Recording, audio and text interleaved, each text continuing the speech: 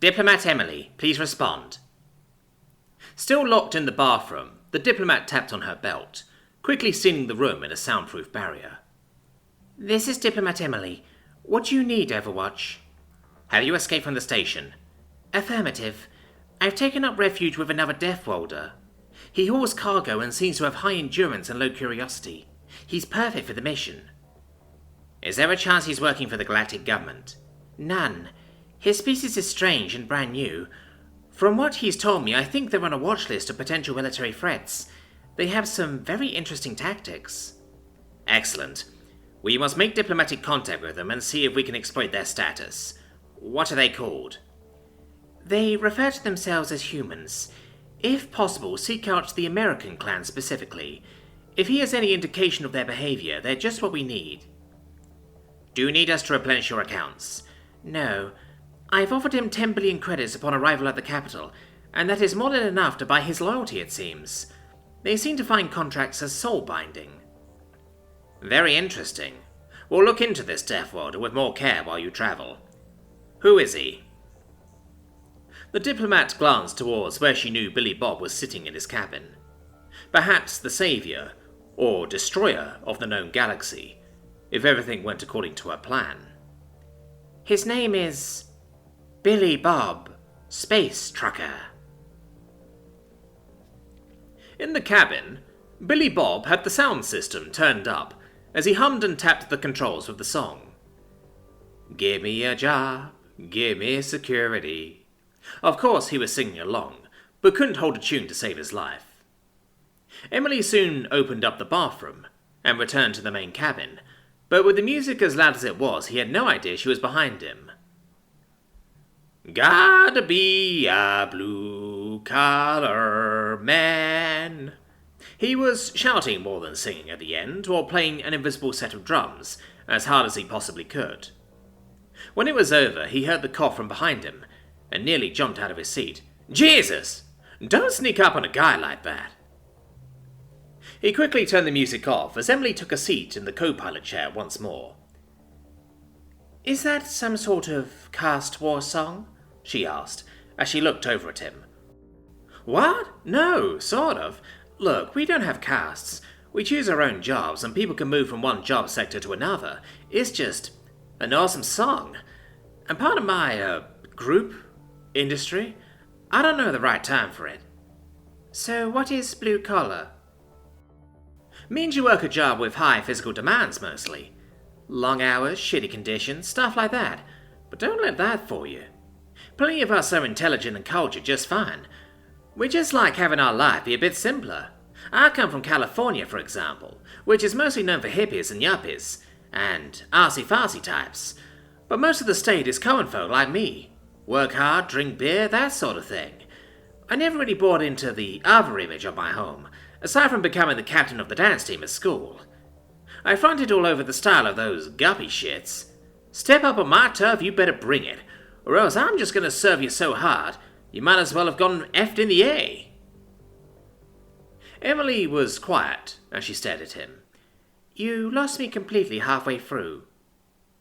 He waved a hand at that. Never mind, not important. So what's up with this ass-face guys? The who? Those space crabs who were trying to kill you when we met. He waved a hand, since he couldn't be bothered to check his translator for their actual name, now that he had their custom input set. Oh, the ass-faces. They are from my home system. They evolved on a nearby planet. My people and theirs have been enemies since our early spacefaring age. But since we were both evolved for our own death worlds, our struggles have been in other systems since our homes are useless to each other. Wait, you're a Death Worlder? They were too? They kinda died pretty easy for Death Worlders. You have to remember, Billy Bob, that we evolved on standard gravity worlds, not your high gravity one. They are perfectly adapted for their planet, I assure you, as I am for mine.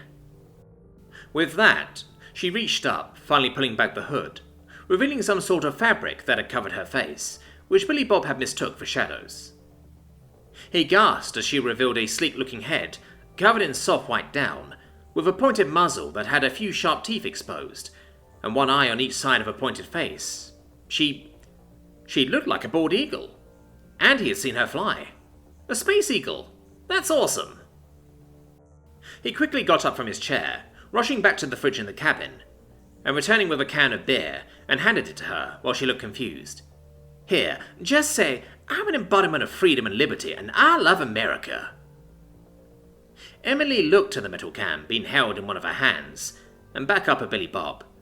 I'm an embodiment of freedom and liberty, and I love America? Fuck yeah! He gave her 2 thumbs up while grinning like a maniac. What's in the can? Beer. You said that before, it doesn't translate. It's carbonated alcohol, He was about to go on when she popped the tab, and then bit the side of the can in order to suck the beer out with surprising speed. He stood there, wide-eyed and open-mouthed, before she finished the beer and slammed the empty can against her forehead to crush it. Fuck yeah! Mittens jumped behind him at the sudden yell, but Billy Bob wasn't paying attention to his cat at this moment. You are awesome, lady. You are the best fucking diplomat I've ever met in my life. How did you know how to do that?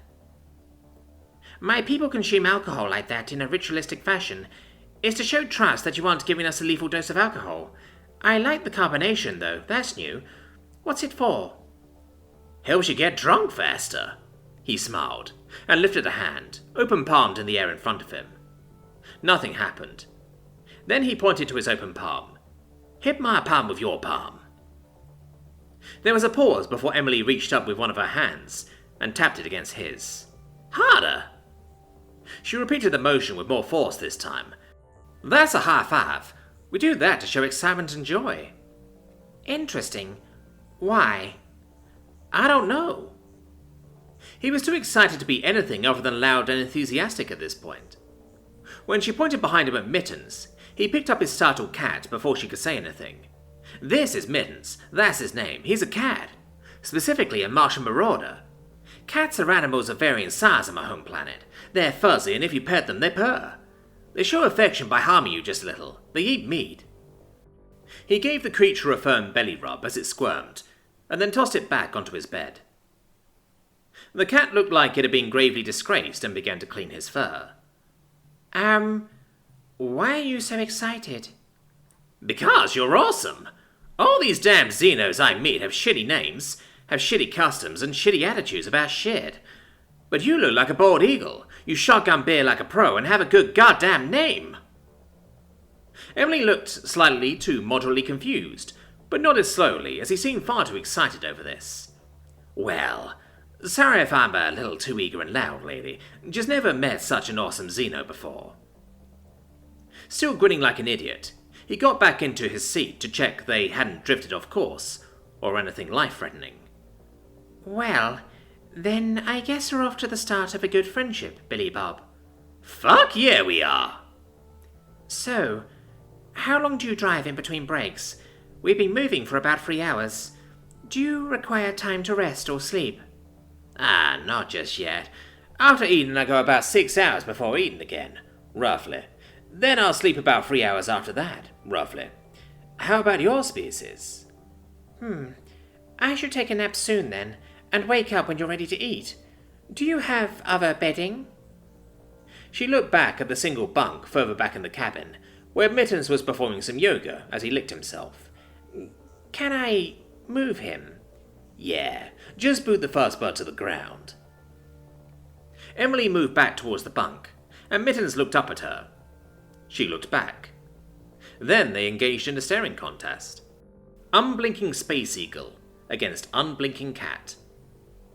The tense confrontation behind him was lost on Billy Bob, as he brought out some headphones so he could listen to music while she took a nap. Working man time. The staring contest behind him finally ended, as Mittens spoke first, and Emily tossed him off the bed in victory. The cat huffed, and quickly climbed up onto Billy Bob's lap for consolation petting, while the trucker bobbed his head to the tune, and kept their ship from drifting into any other ships travelling through the FTL lane. It hardly seemed like 3 hours when Billy Bob felt something tap his shoulder, and he jumped up, sending Mittens flying through the lower gravity cabin, and up onto the dash. Oh, right. He pulled off his headphones as Emily stared at him. Sleep well? I'm a little surprised. You drove for 3 hours more without any real company? Yeah, sure. No problem at all. I once had to drive a double about 30 asses out of my way to avoid some local smokies and make it to my 99 on time. No sweat. He paused as he saw Emily's blank stare. I drove all day to make a detour around space cops. See, how is that not easier to say than what you said before? It's a space trucker thing. Want to get something to eat? The Space Eagle shrugged and he turned back to his controls, picking the annoyed Mittens up and setting him on his lap so he could start spinning down the engines and pull out of the space lane to get to a refueling station. Hey, how come in our spacefaring death orders anyway? I was thinking about it while you were sleeping. We are fairly uncommon, but not unique, and most are highly adapted to one specific climate. Your species seems to be fairly resilient and adaptable, however. Yeah, that's humans for you. He pulled his Longhorn out of the FTL and brought it into dock among the multitude of larger Xeno ships. His looked lost among the Atlas-class cargo trawlers, and more specific local variants, but he really didn't care. Emily pulled her hood back up and followed him out into the station. Just like the other, he followed the flow of crew to the centre, towards the restaurants and entertainment venues. Unlike last time, it seemed like far more of the crews were eating whatever meal their internal clocks told them it was, but he had no problem shouldering crowds aside to find some place that looked like it had food he could eat. The issue came when he pushed past a group of green space geckos with bug eyes. Space gecko flies. Space fleckos. Hey, you ugly native creature's illegitimate son. Watch where you're going. You're dealing with a squad of space flecko rangers, you know.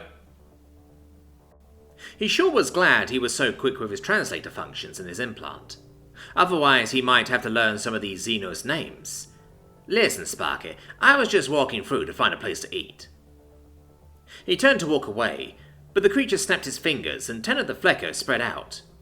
Then some sort of awful synth Xeno music began to play, as Billy Bob groaned. A floating orb began to change colours above them, as they started to perform what he supposed was a dance. It was one of those races, apparently. They performed their dance as the Xenos around him spread out to give them space. He could hear the oohs and ahs as they showed off their physical prowess, but he was tired of it. He grabbed the floating orb as they looked confused, then he turned it over to find the input port. Pulling out a galactic standard USB, he plugged it in and selected a song in his implant. Blame it on my roots, I showed up in boots. He began to line dance to I've Got Friends in Low Places, as the Xenos around him was shocked. A single creature dancing back to a squad of Flecker Rangers. He had no idea what Fleckos were, but everyone was shocked. His poise, his grace, his hands tucked into his belt. It was like he didn't need them for balance. Sheer madness. By the end of the song, the crowd was silent. He pulled his USB out of the floating orb and held it into the ground, smashing it before very firmly holding his raised middle finger in front of the Flecko leader. In case your translator is having trouble with my body language, that's how my species says don't fuck with me. Turning, he began to walk away, as the crowd parted before him. Come on, Emily, let's eat. He found a decently busy but still open restaurant, and picked one of those Xeno chairs that wasn't too far off, before snapping it in half and stacking the halves so he could sit in it like a regular chair. The staff looked over at him, but none said anything. Once the server came over, he had already thought over what he wanted. I want a hamburger and some fries. The server today looked like the same sort of six-armed space frog he dealt with last time. Maybe they were the Mexicans of this sector, or something like that. What? With what? I want meat, grilled, on top of some bread, with potatoes that have been fried in oil, on the side. Add in some space pickles and space onions and we're set. Oh, right, space meat on space bread and fried space potatoes. Make that up for me. The creature looked hesitant, but Emily seemed amused. I'll have some too. She slid a small black box across the table, and the creature quickly retreated to the kitchen. You don't mind eating meat in front of herbivores? Fuck no. Not my fault I need some damn protein. She made a chattering noise that sounded something like a bird call, which his translator informed him was laughter. He smiled back at his new friend. It took about 15 minutes before the space frog returned with 2 plates. What he brought out was a mess, and it looked like they combined 2 different meats, one burned, the other bloody, and slapped it on some purple and green looking space rye bread.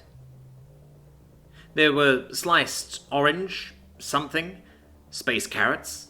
Well, they were orange, but looked more like orange space onions.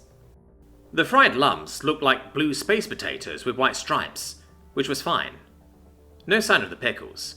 Good enough, he grunted, and the server quickly retreated once more. The other customers began to move away from them, obviously sickened by the sight and smell of meat, but they didn't mind. He was about to try his food when he saw the space fleckos walking in, another floating ball above their heads. Fuck guys, I'm trying to eat here. I'll serve you again once I'm done. They then brandished knives and bats. Shit. Got angry I fronted all over your style, huh? You have insulted some dumb flecko in the ancient art of dance-off.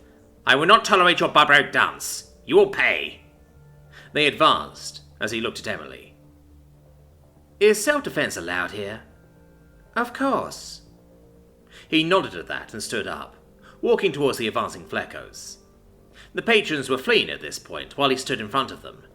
Not a fan of Garth Brooks? The leader screamed and charged, slamming the bat into his stomach. Billy Bob grunted softly, and then ripped the bat from the creature's hands. It was about the size of a Little League bat. He turned it over in his hands, testing the weight as the fleckos suddenly looked nervous. Then he grabbed the floating ball, plugged his USB back in, and chose another song. Everywhere I hear the sound of marching, charging feet, boy. He swung the bat into the flecko's head, as teeth and xeno blood came flying out, and the creature went flying.